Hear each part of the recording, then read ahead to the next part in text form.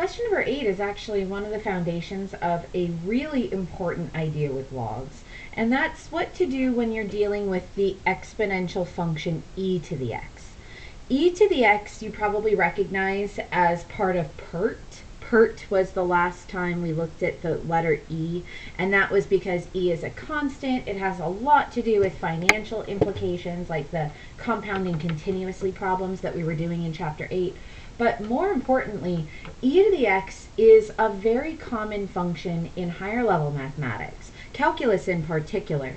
And e to the x is so unique because of its properties that most mathematicians actually treat it as a completely separate subset of the exponential family of functions. 2 to the x, 3 to the x, 5 to the x, 10 to the x, all really helpful functions, all very common numbers, but e to the x is so unique in its implications that most mathematicians, for whatever reason, treat it separately.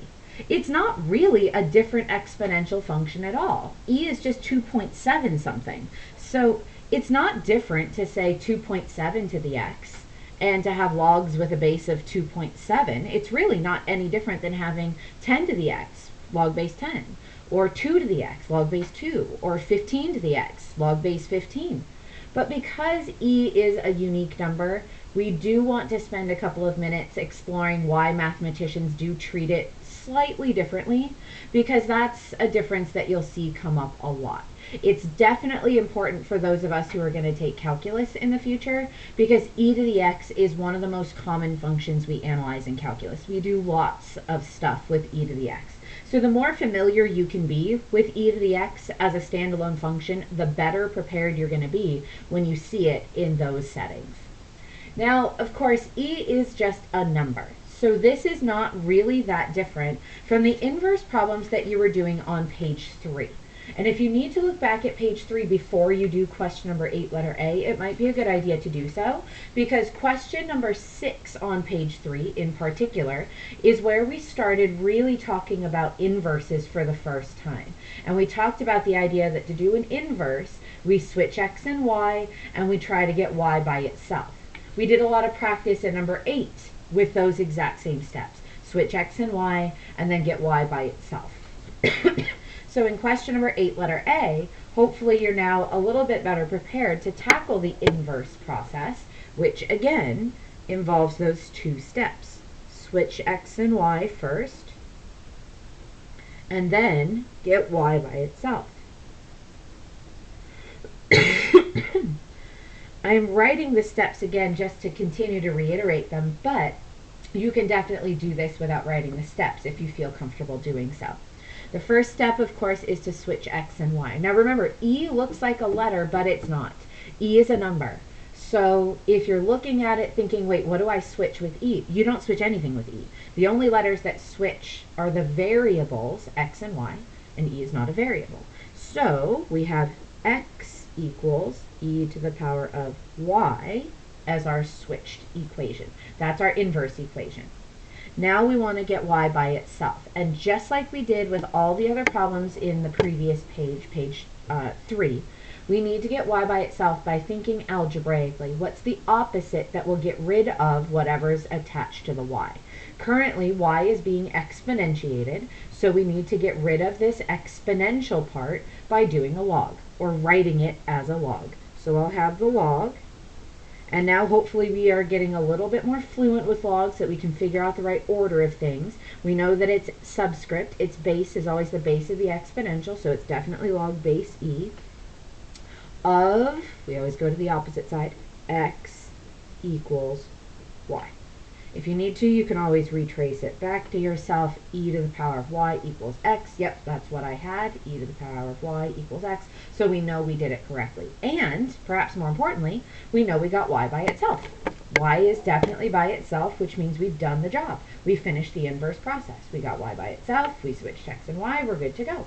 So the inverse of y equals e to the x is y equals log base e of x. Now, that's probably not surprising. Some of you may have indeed predicted that, and maybe even thought you could do this without showing any of the work, which is great. But This is the part that might not have been super intuitive. By definition, mathematicians actually don't call this function log base e of x.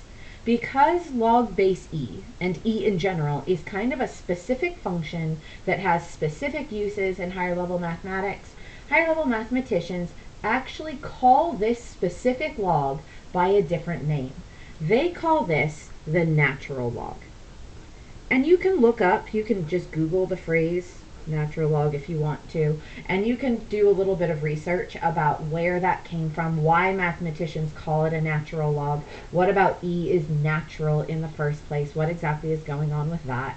And you can do a bunch of research if you want to. It's not necessary though. What you will want to know is really twofold. First, that you won't see log base e ever. You'll see log base 10, you'll see log base 5, you'll see log base 2, you'll see log base 778, but you won't see log base e. And it's not because log base e is bad, it's because when somebody wants to say log base e, they will actually write natural log of x instead. And you might have looked at what I wrote and went, wait, what? Natural log? You wrote it and it doesn't sound anything like what you said, so let me quickly translate. First, I made a fancy letter L there. I actually do that instinctively because it is a letter L, and when I write with my normal handwriting, some people think I'm writing in X. They think I'm writing a capital I. So when I write natural log, I do use a loop year L, and even for all logs, I probably should be writing a little cursive L just to show that it's really a letter. Because if you wrote it with a regular printed L and told yourself that this is called in X, you're going to be looked at in the mathematician's world as like, wait, what? What's in? In is not a thing. Natural log is a thing, and we abbreviate it LN. The reason it's backwards, by the way, in case you were like, wait, Herbert, natural log, N first, then L, why would you write it LN? It's because it was actually developed, as I remember, I think, from my history of math classes. Somebody's going to have to Google this and comment if I'm wrong and correct me. But if I remember correctly, this was actually a French phrase first, before it was an English phrase. And in French, they always put the adjective after the noun. So when we say natural log, natural is the adjective, log is the noun, they would say log natural. And the log, L, goes first before the N, natural. So, as far as I understand it, that's why they call a natural log Ln. Now, lnx is actually the exact same equation as y equals log base e of x. These are actually the exact same thing. And because they are the exact same thing, it's not wrong to write log base e. It's just customary for mathematicians to write ln. The thing about ln that you should know, and it's kind of related to what we said on the previous page, is that ln has an implied base of e that you don't have to write. So remember how on the previous page we said if you just write log by default, it's automatically assumed to be a log base 10? Like mathematicians just know that it's a log base 10 by default? Well, ln has an assumed base of e. So when you write ln, you basically are saying it's a base e, but you don't actually have to write the base e. It's implied. And at first that might seem strange, like why would mathematicians do that? It's a time saver. It's a time saver because when we're solving big complicated calculus problems, anytime you can save, any little swipes that you can eliminate with your pencil, we try to do. So even though it might seem silly, like e is so easy to write, why would you need to save yourself a couple of seconds of just writing e? You'd be surprised. Many mathematicians just use this as a shorthand to say, oh yeah, no, this is a log with base e.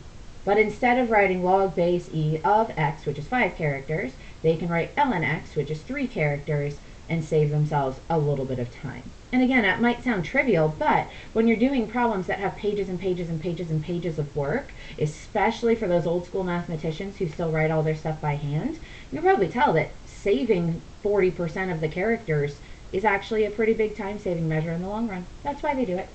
So in any case, ln x is really the same as log base e of x. ln is the same as the word log for all intents and purposes. It doesn't mean anything differently. ln is just like a French log, if you will. It's the exact same idea and it accomplishes the same purpose. It's still the opposite of an exponential. So whether you see the word log, L-O-G, or the natural log, ln, it's still just a log. And it still behaves with the same little swoopy arrow, and everything is exactly the same as what you would expect if you saw the traditional log notation.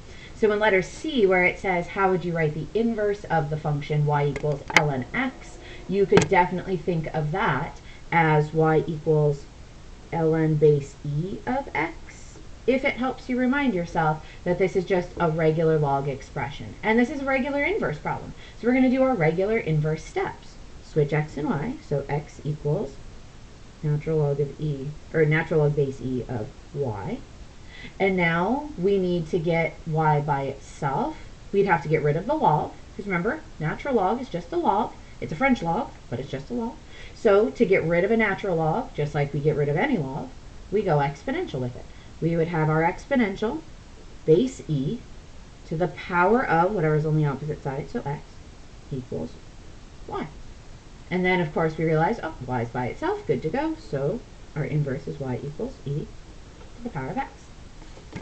If this is all just like, whoa, what? Please don't panic too much. This is really foundations for calculus. You're going to have a lot of time between now and calculus if you go that route to let this idea develop. So this is an introduction, but it is certainly not meant to be the only time you're ever going to see this and the only opportunity to understand. Your math analysis teachers next year will probably also go over this and try to fill in any gaps if they exist. So do the best you can to try to wrap your head around it, but don't panic too much. It's really not that important right now in the long run. In fact, I don't even need you to worry about question number 9. Just skip that question altogether and focus on just the idea of the natural log. If you can, then we're going to try in question number 10 to incorporate it into what we do with inverse. But if you feel completely overwhelmed by this natural log thing, to the point where you're like, ugh, I don't think I can do this, don't panic too much. Skip over the next videos and just try to let the idea slowly marinate and come back to them after you have time. Maybe even come back to them after you've had other opportunities to do other lessons in this packet in future weeks. Because it does take time to build this new information, and you don't need to panic if it's getting to the point where you're just overwhelmed.